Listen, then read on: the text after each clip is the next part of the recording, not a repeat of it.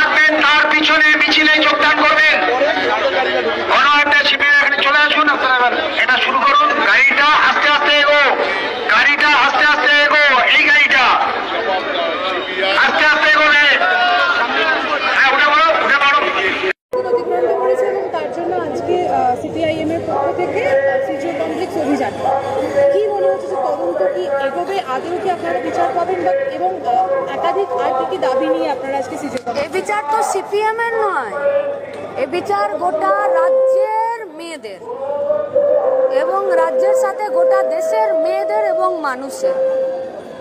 100 দিন কেন, 500 দিন পেরোলেও তৃণমূল বিচার করতে পারবে না। আর যেখানে মোহন ভাগবত এসে বলে দিয়ে চলে যায় যে রাজ্যের সরকার যা ব্যবস্থা নেবে আমি তাকে পূর্ণ সমর্থন করব, সেখানে সিবিআই 100 দিন কেন, আরও 100 দিন পার হয়ে গেলেও মানুষ যে কোনো আশার আলো দেখতে পাবে সেটা আমরা জানি না। তাহলে আমরা সিজি অভিযান কেন করলাম? মানুষের কাছে সিবিআই এবং রাজ্য সরকারের মুখোশ খুলে দেওয়ার জন্য।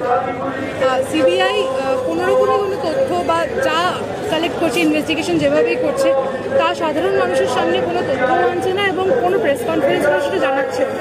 এই নিয়ে কি বলতে চান এবং এখানে কি কোনোরকম রাজ্যের সরকার এবং কেন্দ্রের সরকারের কোনো সেটিংয়ের গন্ধ পাচ্ছেন বা কিছু? মোহন ভাগবত আরজি করের ঘটনার 1 মাসের মধ্যে পশ্চিমবঙ্গে তিনি এটা খোলা ডিক্লারেশন দিয়েছিলেন যে আরজি কর ঘটনাতে রাজ্যের সরকার যা ব্যবস্থা নেবে উনি তাকে সাহায্য করবেন। তাহলে মোহন ভাগবতকে আরএসএস এর প্রধান এবং আরএসএস এর অঙ্গুনি হেলনে বিজেপি চলে।